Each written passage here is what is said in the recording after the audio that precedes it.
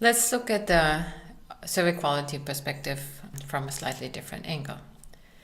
We spoke about validity already. Here now a little bit of more conceptual background for that. For a given trial and the realization of a survey, I have a difference between an individual measurement for individual respondent and the average measurement for all of the respondents. That difference reflects a measurement error variation between the individual and the entire value. I'm interested in the overall value, right? So every single trial, every single unit is just one reflection of that. Now, likewise, even at the construct level, I have variation from each individual to the overall mean. Now it's not longer over individual trials because averaged over all trials, there is one construct for an individual, mu sub I, but of interest is of course the average for everybody, right? So there again is a variation here between individual and overall. So the product of these two different variation in the expectation over the square root of the squared differences of each of these variations is a measure for validity. We'll have a little hands-on exercise for you to work through these equations. Measurement error, conceptually even easier to understand. We have here each individual y sub I response for a particular question over trial t.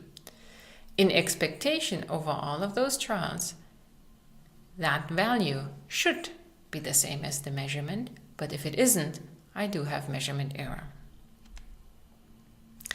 One source for such measurement error that we often don't think of is the interviewer in the survey. Interviewers can contribute to both variance and bias.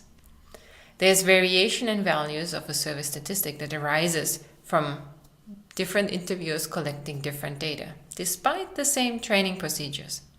There are all kinds of reasons why this can happen, and a field that's still heavily understudied.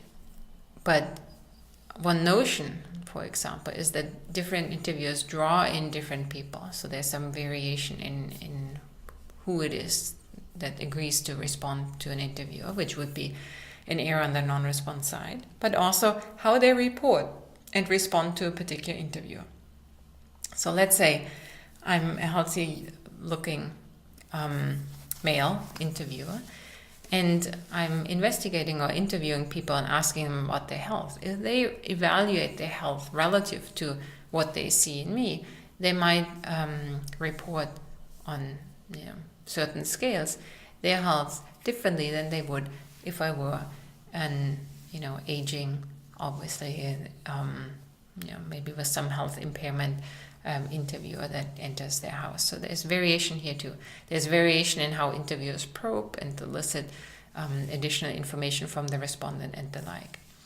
Other sources of measurement error, more obvious, would be the respondent, the questionnaire, and the mode of data collection.